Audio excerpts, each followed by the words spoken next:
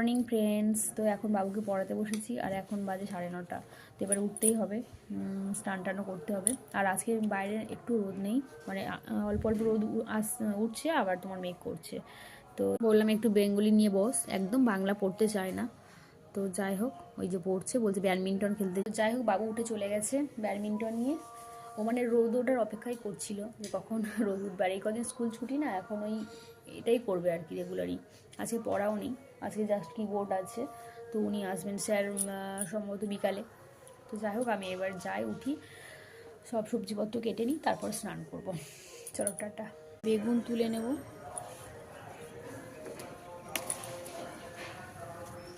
কত বেগুন হয়েছে, কিন্তু এই একটু বড় হলে না, একটু বড় হলে ভালো লাগে, কিন্তু এই হনুমানের জন্য তো মানে এই যে অনেকগুলো বেগুন হয়েছে, মোটামুটি 8-9টা।